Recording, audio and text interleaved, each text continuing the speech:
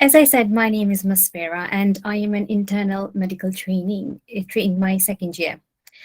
So what I'm going to cover over the next 15 to 20 minutes or so is what you need to do or have to apply for internal medicine medical training, the application process, the interview process, and I'll talk a little bit about life as an internal medical trainee. So before we begin, what is internal medical training, or IMT? So IMT essentially it prepares you for specialty training or higher specialty training, and it lasts for about 2 to 3 years. So this is a diagram of the pathway. So once you graduate from medical school, you do 2 years of foundation year training. And after that, you apply for further training, which is either internal medical training, surgical training, GP, or whatever you fancy. So in our case, we're talking about the IMT, internal medical trainees, which can last about, like I said, 2 to 3 years. The diagram I've used states 2 years, and that's because dermatology, you can apply for highest training after the 2 years. You then go on to apply for specialty training or higher training, which can last about 4 years. And then after that, you become a consultant. Okay. Now, I gather that in Honduras, it is equivalent to first and second year resident. So what do we need to do to get into the training pathway? Sorry, we're not able to see you swapping slides, so I don't know if you're changing. Oh, which slide are you on? The first one. So we can't see that you're projecting. So what you can do is try to show your entire screen, or I mean, you could just pass them on like that as well. Can you see the next one now? Nope. Still can't. Okay. Right. Let's do it this way. Is this okay? Can you see these? Yeah. Okay. Yeah. So we're now on to the third one. Sorry. I'm so sorry, guys. I've been talking. But essentially, the diagram I was talking about, which shows the pathway of training pathway, is on this slide. 2 years of foundation program. Then you apply for further training, which is, like I said, medicine, surgery, etc. So this is where we are at, and we're talking about this bit. Okay. So what do you need to do to get into this training pathway? Essentially, you need to have a medical degree, medical qualification in the form of MBBS or MBCHB. You need to be fully registered with GMC, and you need to show or demonstrate that you have the competencies which are required of a foundation year doctor. Okay, so these are the essential things that are needed. I have got quite a few links which I have put in one of the slides. I will share those with you as well in the end. So in terms of the application process, applications are submitted via a website called Oriel. Now, the applications, they normally open around November time, mid to end November, and they close early or mid-December. So you enter all your details there, your name, your qualifications, also different things such as publications, presentations, quality improvement, and all that stuff, because you're awarded points for that as well. So once you have submitted your application and provided all the information that is required, there is a process that takes place which is called long listing. So long listing essentially takes place after the applications have been closed. And what they do is they check your eligibility to apply for the training. And remember how we talked about the things you need, your GMC registration, medical qualification, and things like that. They look at that. So if you don't hear anything from the program directors and stuff, that means you are essentially you're okay. But if they have any questions, they will get in touch with you at this point. Once you've gone through the long listing, shortlisting will take place. And what happens in that is they allocate a score to all the people who have applied. And the scoring is given on, or points are awarded for various things. I've written a list of things here. For publications, presentations, additional achievements, quality improvement, teaching experience, training in teaching, leadership and management. They have very recently changed how many points they allocate for each of these categories, so it's worth looking into it. But essentially your shortlisting score is made up of all these things. And then you are invited for an interview. So the interviews normally take place around January or February time. So with regards to the interview, it lasts approximately 20 to 25 minutes. You'll have two interviews who will judge you on different things. It is divided into 4 different sections as listed here in the blue boxes. And each of the interviewer will mark you on these criteria. Okay, so they will score you from 1 to 5. So we're just going to briefly talk about each category they judge you or mark you on. So the first station, it's normally a clinical scenario. They will give you any scenario which you may encounter in your real life practice, and they'll ask you how would you investigate and how would you manage it. And they may also ask you how would you hand over this patient to your colleague or to someone else. And that section lasts for about 8 minutes or so. It then moves on to an ethical scenario or ethical question, where they will give you a scenario or a question and get your views on it. Now, bear in mind, with ethical questions or scenarios, there's never a right or wrong answer. You have to balance, you have to provide a balanced answer. So that bit usually lasts about 5 minutes, and then they move on to asking you about your suitability or commitment to specialty. So, what makes you stand out from other IMT applicants, or what do you have which will make you a good candidate? So things like that. And last one, they will ask you questions on your application and training. So what have you done to kind of boost your application, or what your career aspirations are? So that's what will include in your interview. In terms of marking, they mark you on those 4 categories we've just talked about. In addition to that, they also award you a mark on your communication. So that's another quite an important aspect of it. And if you look at the scheme, essentially, you are given a mark by both of the interviewers, and there is a raw mark, and then there is a total weighting of the score, which is, as you see here, they times it by different numbers and give you an overall score. So your raw mark is out of 60, which is total mark by each interviewer, and then by multiplying by these numbers, you get a total score a total score out of 80. So that's how your interview goes. With regards to preparation for the interviews, everyone recommends this book. It's called Medical Interviews, and you can use it for various different levels of your training pathway. So for internal medical trainees, or even higher trainees, you can use a book, and it helps you prepare for quite common questions or ethical scenarios. So it's quite a good book for that.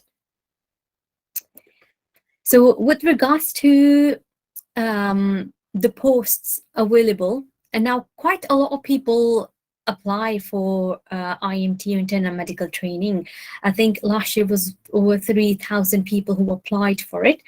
And if you look at here, the total posts were 1,375 and they accepted 1,373. So there were only a few gaps essentially. So it's you know, the likelihood of you getting a job is very high. Plus, in UK, they always are short of staff. We need more people. So yeah, that's that. I'm now going to move on to talk about what it's like to be an internal medical trainee. But before I do that, does anyone have any questions at all about the whole application process? If not, I'll carry on, and then feel free to either type in the chat box or ask later on. Okay, so what's it like to be an internal medical trainee? And I guess Luca can add on if he has a different opinion or if he wants to share his experiences as well. But essentially, internal medical training, like I said, it lasts 2 to 3 years. 2 years if you're applying for dermatology, 3 years if you're applying for some of the other specialties like respiratory, gastroenterology, cardiology, etc. You can apply after 3 years for dermatology as well. It's totally up to you. So how it works, your first year, you have 3 rotations. What that means is that you work within 3 different specialties for a period of 4 months. Okay, and in your second year, you do 2 3-month rotation and 1 6-month rotation. So you get exposure to a wide variety of different specialties. What they have done is they have made certain specialties or certain blocks compulsory for IMT trainees, which includes ICU, care of the elderly, and also carrying out or attending outpatient clinics. These are all now compulsory. So most of your work is based on a ward. You're looking after patients, you know, taking care of the needs, etc. You know, making management plans and stuff. And you also have on-call commitments in addition to that. You get to attend clinics. You get to do work-based assessments, which basically means that you get to discuss cases with people or consultants, or get feedback from your seniors for your portfolio. You get to clock people's, and you get to go do different skills. You have to complete your curriculum for each year in order to progress to the next year. So you will have a portfolio, IMT portfolio, and it will tell you what you need for each single year. So there are certain skills which you need. You know, there are certain number of clinics, certain number of patients you need to clock or see. So you need to meet all those. And over the 3 years, you need to pass your MRCP exams, which is basically membership exams with Royal College of Physicians. It includes 3 different exams: Part 1, Part 2, and PACES. So this is what my timetable looked like when I was on dermatology. So I was dermatology IMT. As you can see, it seems quite packed actually. Here, where it says EAU, that means I've got long days here, 4 in a row. Here I get to clock people, or you know, admit people essentially. Then I get 3 days off, a few normal days, and then working weekends. We also do twilights as well, which were my least favorite shifts, and nights. So you don't work many weekends, which is quite good actually. But obviously it varies from different hospitals, but generally you don't tend to work many weekends. So this is what my timetable looked like. It's not for the whole 4 months. It's only a few weeks. So just to give you a brief idea what it's like. And I've got quite a few resources. All the information I have given you, you can find on the internet, the IMT recruitment site, and it gives you breakdown of all the scores, what exactly you need, and your interview process, all the dates and everything. So I will highly recommend looking into these if you are interested in IMT. Okay. Now, I am done with my talk here. Anyone have any questions before we move on to the talk by Dr. Wylie?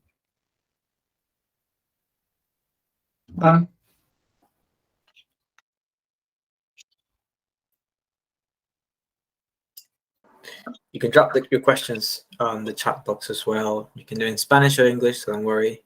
Don't be shy. Ask any questions.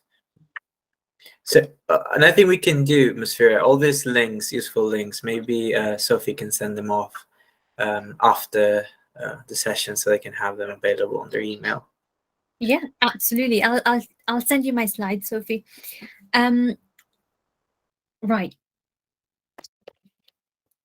Should we move on?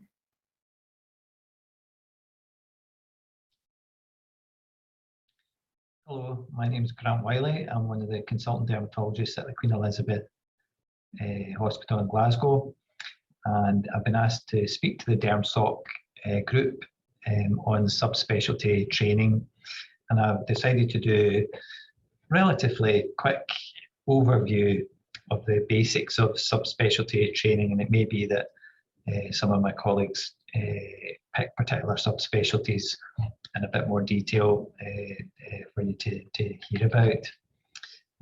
So I've titled the talk Dermatology Subspecialty Training. So if we just briefly talk about standard dermatology specialist training, so that's a 4-year training programme. It's competitive entry after national recruitment and interview, and it's one of the most competitive specialties to get through interview.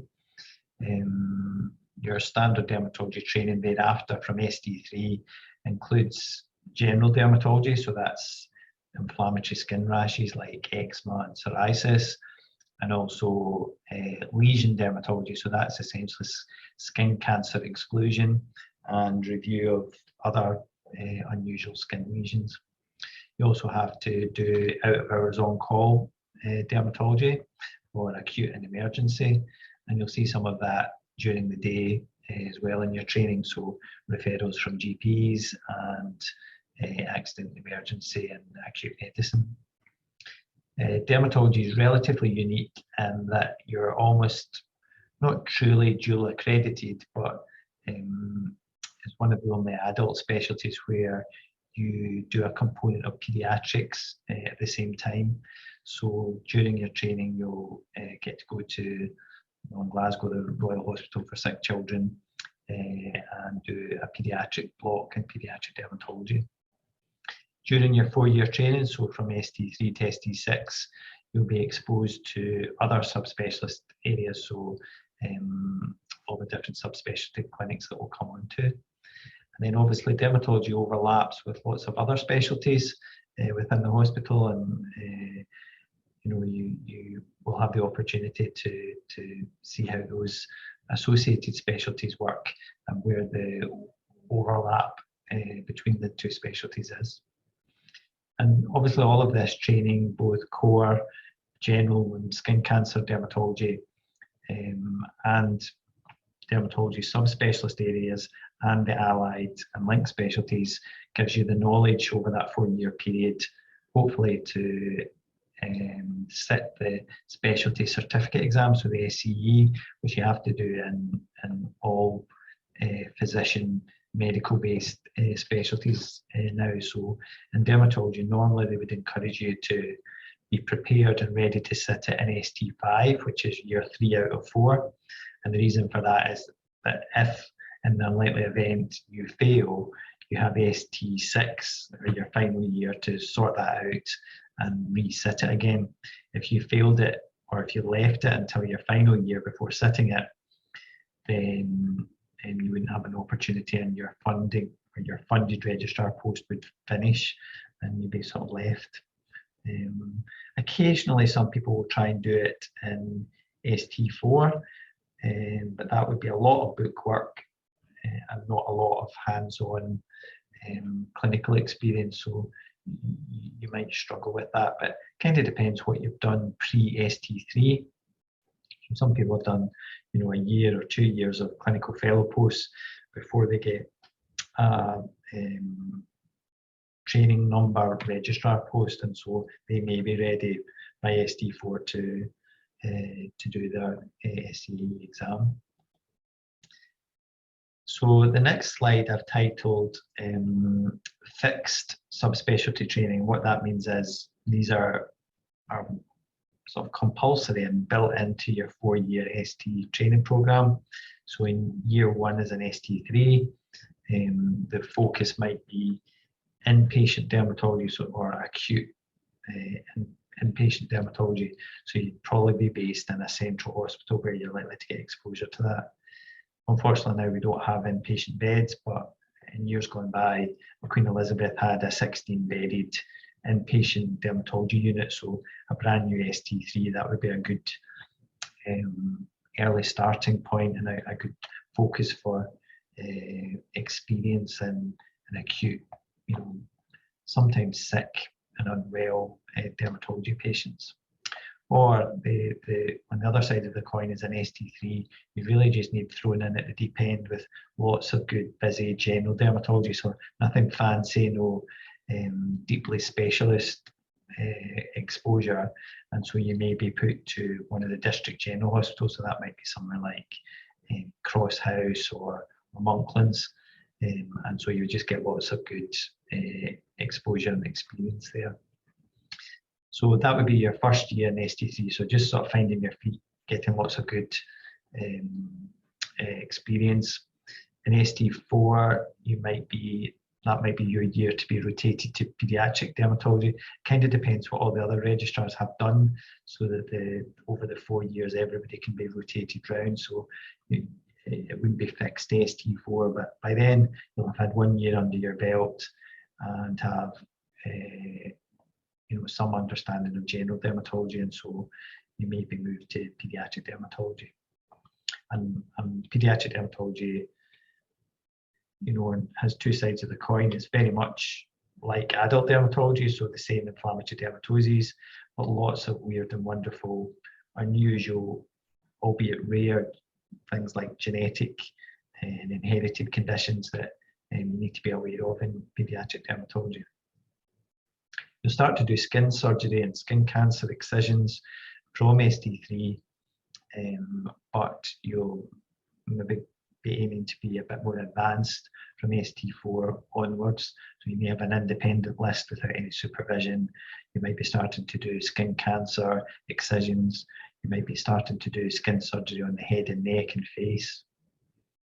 If you've not gone to pediatric dermatology, then one of the other rotation fixed subspecialty areas you may do is contact dermatitis or patch testing.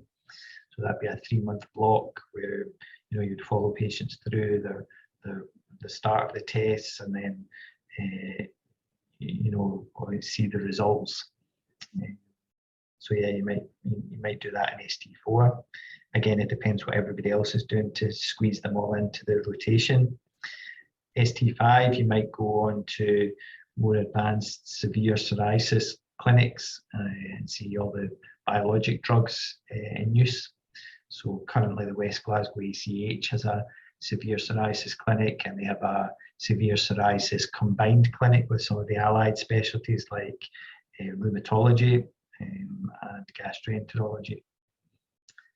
And throughout your fixed subspecialty training years, you will have opportunities for research, be it local research projects with a supervisor, or you may participate in national research. And then also you'll be expected to participate in undergraduate teaching from the outset. So pre-COVID we had CBL sessions, as you know, and we had 4th year circuit-based live clinical teaching. And also trainees can help with things like OSCE exams. So out with the fixed dermatology subspecialty interests, which are kind of built into everybody's rotation, these are kind of deemed semi-compulsory. So ideally you should be trying to tick these off through the years, but they're not set into your timetable, so you have to go looking for them and make arrangements to attend all these different clinics.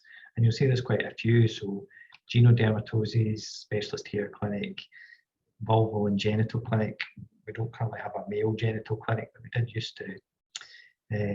Urticaria, Mohs micrographic surgery, purely cutaneous lymphoma rather than the other hematological lymphomas, blistering conditions. There's a specialist bullous dermatosis clinic run by Claire May and Paisley. Angela Drummond, one of my colleagues at the Queen Elizabeth, does a cutaneous connective tissue disease clinic. Photobiology or photodermatology, so skin eruptions related to ultraviolet light. Community liaison dermatology, and what that means is we have a community liaison specialist nurse who assists GPs in primary care and specialist nurses in primary care and practice nurses. So if there's dermatological problems or dermatology patients who've been discharged out into the community and need some follow-up, our specialist nurse Celia McCaskill can help with that. And then we have very close links with dermatopathologists, so pathologists who have a specialist interest in skin disease. And so we'd have opportunities to attend what we call the CPC, or clinical pathological correlation clinics. So you'd present difficult cases and the pathologist would present the histology, and between us try and tie up or exclude conditions to narrow down diagnoses. Why would you want to go to a genodermatosis clinic? Well, I think these pictures would be relatively clear. These are troublesome, debilitating conditions, and it ranges from what might be classed as a mild keratoderma, so a abnormal genetic thickening of the skin, particularly on pressure sites like hands and the balls of feet there, over to the picture on the right there, which is a epidermolysis bullosa genetic condition, which causes, peeling, blistering, and ultimately scarring and deformity.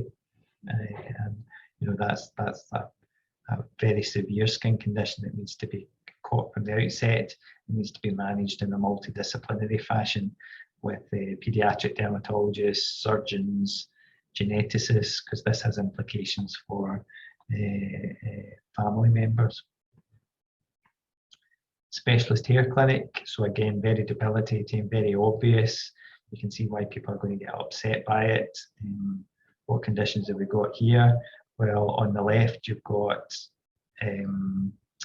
fairly significant alopecia areata, so a non-scarring hair loss condition with bald patches, which in that picture there is quite advanced and starting to coalesce and join, and it may be, that patient will lose all their hair. So lots of opportunities for new drugs and research into these conditions, and that's best done through a specialist hair clinic.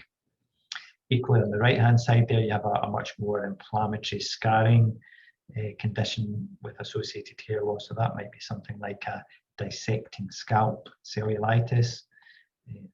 Other conditions you might come across would be an inflammatory lichen planopilaris. And again, not super common, and so best managed by a specialist hair clinic. And there are not great treatments for a lot of hair conditions currently, but there's quite a lot of things coming through the pipeline, like the so-called JAK inhibitors, and some of the biologic drugs are now used in these conditions. Mohs micrographic surgery, so that's a standard method of care now for certain types of skin cancers. And in Glasgow, we do have a Mohs micrographic surgery service. And so ideally during your training, you would, it's not compulsory, but you'd be kind of expected to know something about it and attend some of the sessions.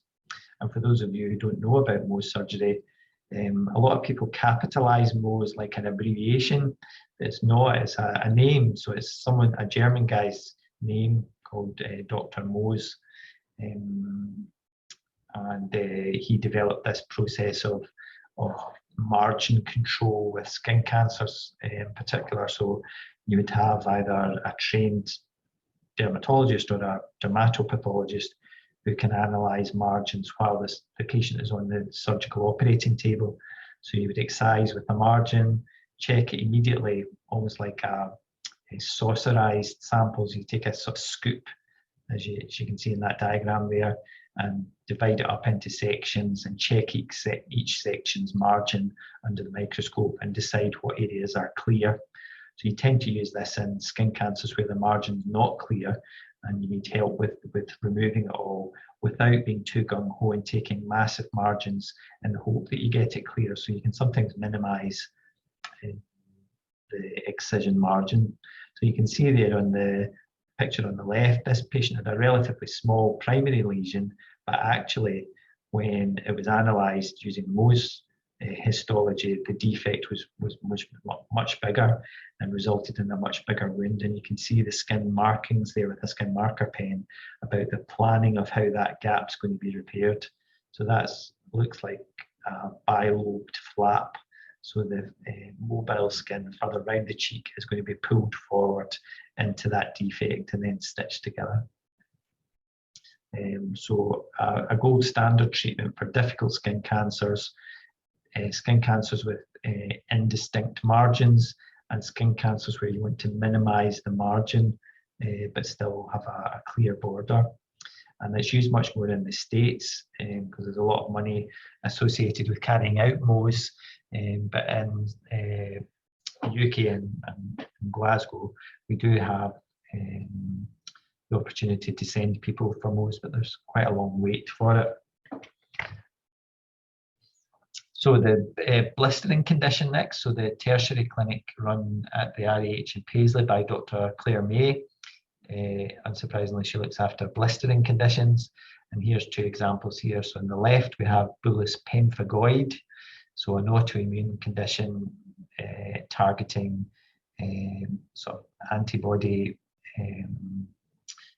components of the skin, so sort of desmoglein proteins within the skin, and that causes splitting between the different levels of the skin, which results in blister formation. And on the right, we have bullous or pemphigus, and the commonest would be pemphigus vulgaris. And that, again, that's an autoimmune condition at a different level in the skin, so usually much more superficial. So it doesn't give the opportunity to form deep blisters, and you just get this sort of raw, erosive, almost like a burn. And you can see there in the top right, you've got shearing of the skin. So ordinarily, if that been deeper, it might have formed a tense blister, but it's so superficial, it's just coming off and peeling from the skin. And you could imagine that'd be really raw and, again, like a burn, particularly painful. And very severe blistering conditions. Again, you can see why that might be best managed in a tertiary clinic where the clinicians have got much more experience, because again, apart from high dose steroids, which we used to do in the past, treatments were relatively limited, but now they're slightly more advanced treatments like rituximab and dupilumab are used in difficult cases. Photodermatology, so you might be wondering what conditions might pop up there. Well, as you can see on the left there, you might say, well, that just looks like a suntan, so you can see the sort of bikini straps there, but this is a photosensitive drug eruption, so the developed inflammation in the skin and sun-exposed sites, and it might be due to a medication such as a tetracycline antibiotics, or something like minocycline or doxycycline can make you very photosensitive in the skin.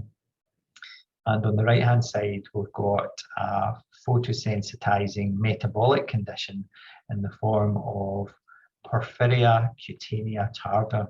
So hemoglobin elements become photosensitized and cause a reaction in the skin on sun-exposed sites, and you get this marked blistering, thickening of the skin, and you get tiny milia or almost like comedone white spots, and ultimately scarring. So this needs a metabolic profile test. So you might look for these what are called porphyrins, and they show up both in blood, and they show up in urine, and they show up in feces.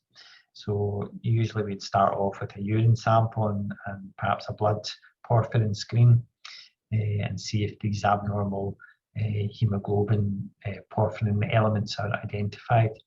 Sometimes that can just be bad luck. It can sometimes be related to other metabolic conditions, and it can sometimes be due to liver disease. So you need to do a screen and protect the skin from ultraviolet.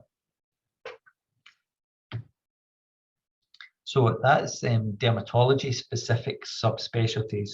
So there are dermatology allied specialties, so not dermatologists, but people who have fairly significant overlap in the conditions that they see and treat.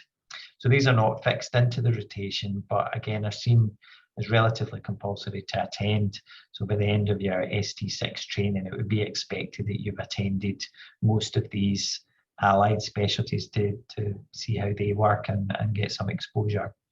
And there's a kind of timetable and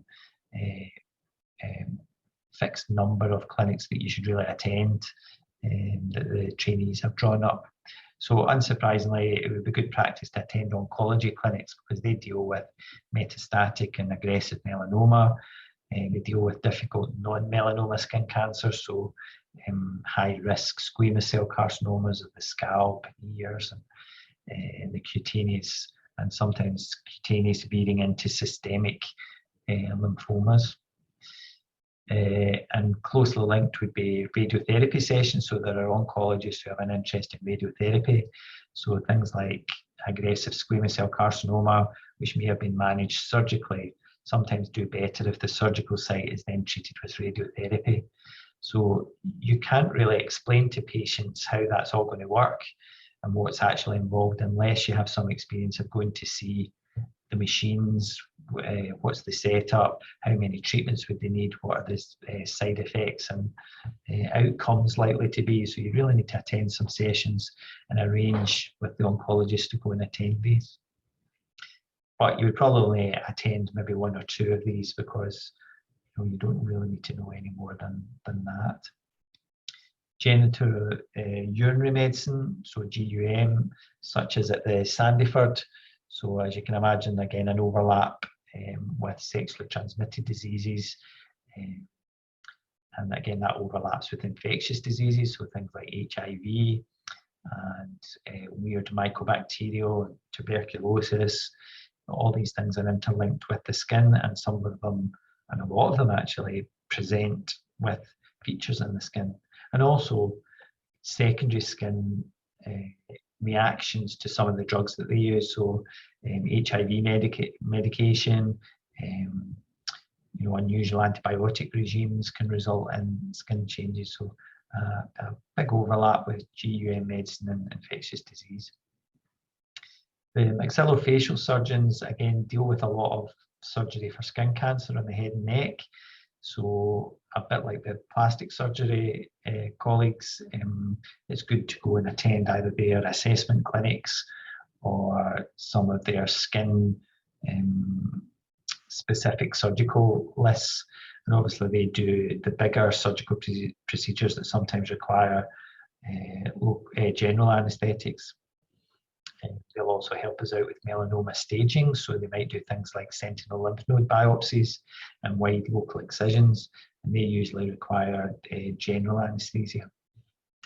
Plastic surgeons in Glasgow offer laser treatment, so it's good to go and see that because, again, a lot of skin conditions, if we had access to lots of laser, because it's quite limited in the NHS, might be amenable to treatment with laser, but again, quite restricted in the NHS. And cosmetic dermatology, that's not really built into the curriculum in terms of exposure, but it is in the curriculum in that you need to know about it.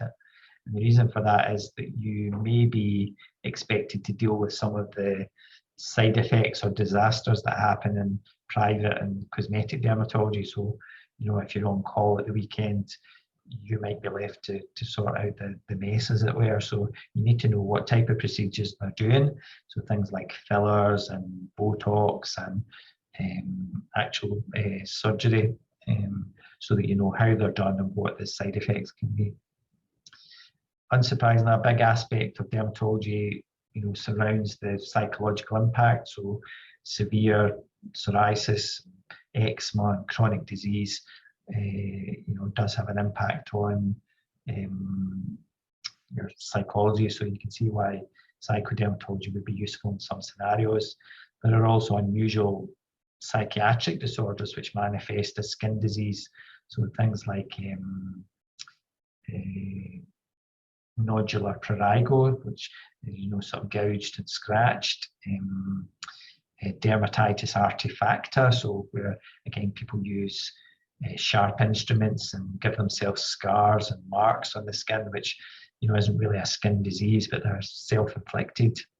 And delusional parasitosis, where people with a underlying psychiatric instability start to develop symptoms of insects crawling on their skin and believing that they've got mites and things under the skin, and they come up to clinic clutching tiny bits of thread that they say has been ejected from their skin. So you need to know how that's managed. Unfortunately, dermatology is not well covered by allied psychology, and in fact, if we have somebody that needs a psychologist, we have to send them through to the acute psychiatrist first, who may then forward them on to psychology. Whereas in some other dermatology units across the UK, we have a psychologist, attached to the dermatology clinic. But that may potentially be a sort of can of worms, because you could create quite a lot of work for a psychodermatologist.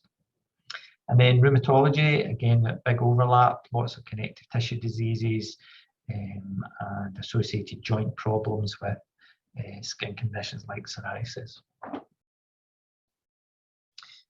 So why do you need to know about what an oncologist does? Well, here's some good examples. So in the picture on the right, we've got metastatic melanoma. So these are blobs of melanoma scattered over a limb, or I'm not exactly sure where that is, but you can see all the deposits of metastatic melanoma.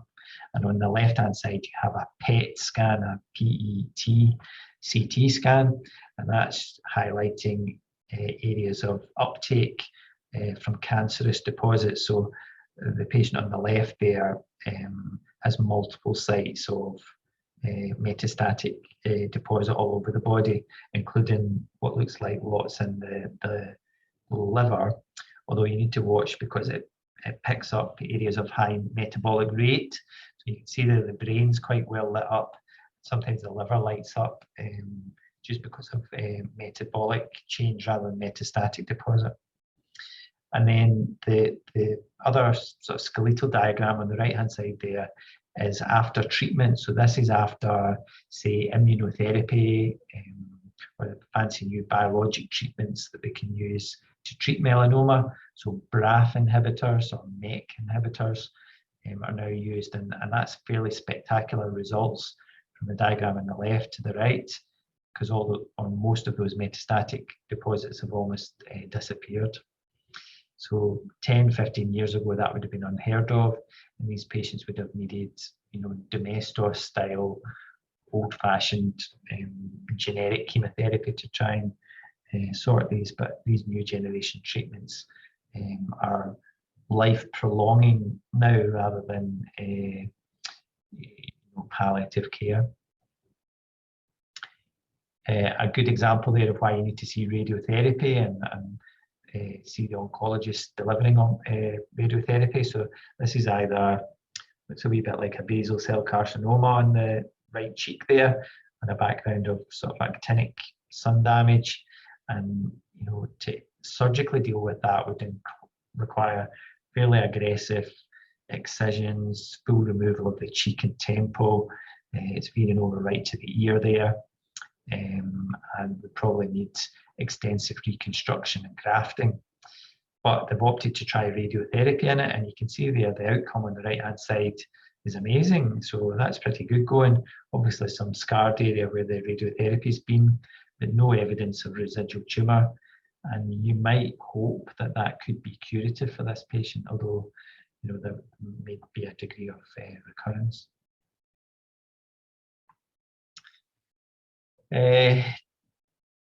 Genital urinary medicine. So here we've got what looks like a syphilitic chancre on a penis. So could present looking like a skin cancer, and so everybody gets excited about it, but without our GU colleagues who could easily say, this is high risk for syphilis, and then they would subsequently do the blood serology for that and treat with the appropriate antibiotics. So involving the skin, so you can see there's some overlap, but GU medicine would be pretty good at picking that up. On the right hand side, we've got genital herpes, so herpes simplex virus, which isn't unique to the genital skin, but the GU physicians will see a lot of that, but you can equally see it on other sites as well. So you need to get comfortable with being able to diagnose herpes virus. Again, good outcomes from going to the laser suite with the plastic surgeons who deliver laser in Glasgow. So vascular birthmark, that looks like on a neck there, relatively good outcome, pretty subtle. On the right hand side, we've got what looks like erythrogenic or telangiectatic rosacea, which we would see in dermatology, but might only get so far with topical preparations or antibiotics. And with some laser treatment to vasoconstrict and obliterate those blood vessels, you can see there the outcome is pretty good. So that would be good to see how they do it, because actually it's pretty painful. It needs recurrent visits. The setup's quite impressive, big laser machines and cooling machines and water vapor and what have you. So you need to be able to say that you've seen it and then be able to offer experience to the patients before referring them on. And I briefly mentioned rheumatology there. So if we look at the picture on the left, that's what looks like cutaneous discoid lupus. So a small chance of developing systemic lupus, usually isolated to the skin. And with the overlap with systemic lupus, it would be rheumatologists who would normally deal with that. So sometimes there's a bit of a transition, although for discoid lupus it's relatively unusual. And obviously there might be queries over anti-nuclear antibodies and blood tests, which both dermatologists look for and rheumatologists. And on the right hand side, we've got what looks like a sort of mutilating inflammatory arthritis with destruction of joints and deformity. And if you see at the wrist there, the patient looks as if they've got psoriasis. So I kind of hope nowadays that you will be able to catch these patients before they end up getting a destructive inflammatory arthritis. So in patients with good-going psoriasis, we are now obliged to screen them doing some basic tests to see whether they should be referred on to the rheumatologist. And equally, rheumatologists will see people with inflammatory joint disease, and they may have some subtle skin disease, which would be an overlap. So they may have elements of psoriasis, or psoriasis may present later on, in which case the rheumatologist might change their diagnosis from an ankylosing condition to psoriatic arthritis. So quite a lot of overlap with rheumatology, and my colleague at the West who does the severe psoriasis clinic has a rheumatologist involved in that combined clinic for those very reasons. So if you're starting to think about developing your own specialist interest, we've seen all those different things through your training. Some trainees feel as if there's a bit of pressure to start to develop their own unique specialist interest, and it's by no means compulsory, so you don't need to have a specialist interest. There's huge demand for non-specialist general dermatology, so just being a hard-working, busy general dermatologist is equally as fulfilling as having some sort of niche specialist interest. But a lot of people do it, and it may be in an area where you have a personal interest. So you might through your training think, oh, actually I'm really interested in psoriasis. I would like to develop that further. I'd like to help at that combined clinic. I'm interested in eczema. I'm interested in skin cancer. So it can be just based on your own personal interest rather than being told, oh, you should have a specialist interest in this or that. The other way you sometimes fall into a specialist interest to develop a specialist service is if there's something missing from your department that you really should have a specialist clinic for. So say you went to a reasonably big district general hospital, but they didn't have any psoriasis service, or they didn't have a slightly more advanced skin cancer surgery service, then that may be something that if you're going to get a consultant job in that position, you might develop. So if you knew a hospital that had an unmet need and you were veering towards potentially going to work there as a consultant, then you could start to develop your experience and training in that. It might be it's a brand new service. So I know certainly in Glasgow, we would be looking for someone with an interest in hidradenitis, because that's a very significant skin disease that nobody has a specialist interest in just now, so they all just go through general dermatology.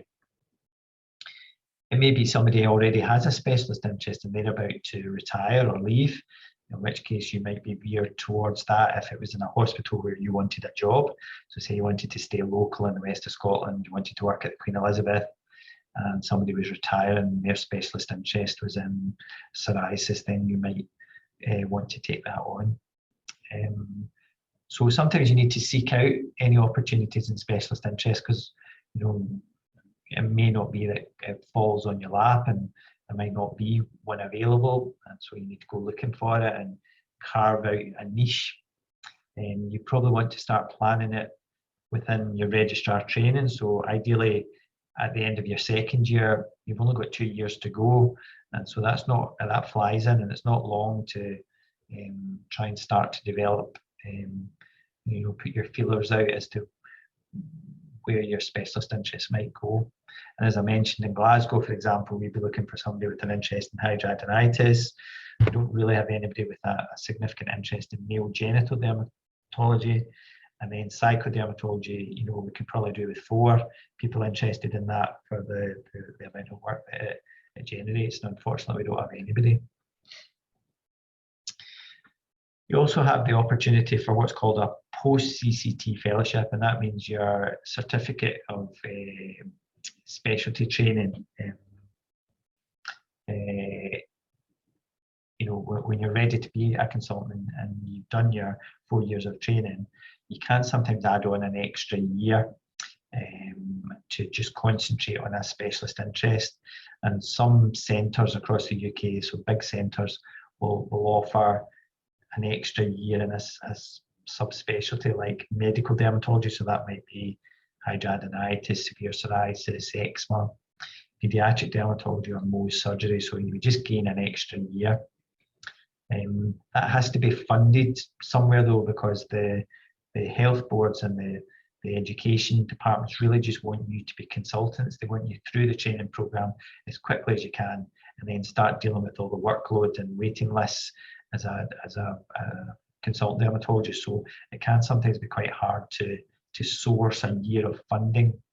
And theoretically, if you didn't fancy any of those, fixed, advertised post-CCT fellowships, and you had an area that you wanted to develop as a year of extra training, then if you could source funding, so if you went to the health board or your local department or the education training committees, you could potentially get funding for a year to allow you to do that. There's not many of these though, so there's maybe only 5 or 6 of these set fellowships, and you see them advertised from time to time. And you would need to remember that you'd be a fully trained consultant, you would have your CCT certificate, but you would only be paid as a registrar until you completed that year and got a consultant's job. dermatology research runs right through and is compulsory during training, and each year the trainees need to give an updated research report about what research they're involved in, what research training have they done, things like good clinical practice for research, they've done audits, journal and literature publication, or participated in perhaps a wider national research project. And again, like the post-CCT fellowships, you could negotiate time out if you were very research orientated. So if you wanted to go and do something in the laboratory, if you wanted to do something around statistics and research and clinical trials, the DCTN Clinical Trials Network, run by Dr. Howell Williams in Nottingham, gave opportunities for registrars, even if they didn't want to do it full time, sort of slid them on intensive research opportunities. Out with the sort of basic research that you do each year, a lot of people feel pressure to do research, but it's by no means compulsory. Out with your regular yearly research report. So in terms of my own specialist interests, I was fortunate I had a slightly more flexible training scheme, so it wasn't quite as regimented as it is now. And so I had opportunities to do extra clinics in areas that I was interested in. So at first I thought maybe I would want to do paediatric dermatology, so I did extra clinics there in my final year. I was also interested in skin surgery, and so I was able to do extra surgical lists in my normal trainee timetable week. So because of that flexibility, I was able to do more. And one of the consultants that I worked with as a registrar was about to retire, and so his specialist interest was the undergraduate university lead for dermatology. And so it's kind of suggested that when I applied for a consultant job, I could take on where he left off and build that in as my specialist interest is, and that's exactly what I did. So albeit postgraduate, once I'd finished my training, I was able to do the diploma in medical education. I've been able to expand my opportunities in medical education even as a consultant. So I hope that's been a good overview of all the different fixed subspecialty training and allied subspecialty training associated with dermatology training. I'm conscious this is a virtual recorded lecture, and so if you did have any specific questions about anything that I've said in the slides, my email address is both my hospital consultant email address and university one are given in the bottom right there, and I'd be happy to answer any questions. So I hope that's been useful. Thank you.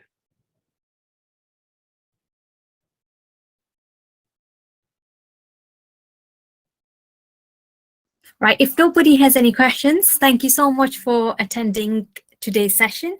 I hope you guys are finding these sessions useful, and like last time, do let us know if there is anything else you would like us to cover. Your feedback from last time, we have taken that on board, and what we'll do is we'll try to add on the things you guys have just suggested.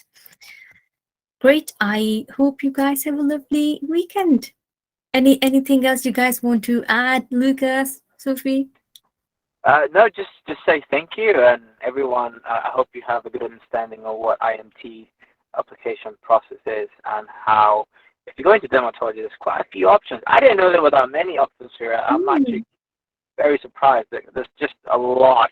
And I can see Sophie's face. She's really excited about this because she wants to do dermatology. She can see all those opportunities. So guys, if you have any questions, always you can always contact us via any other media, and we'll be available.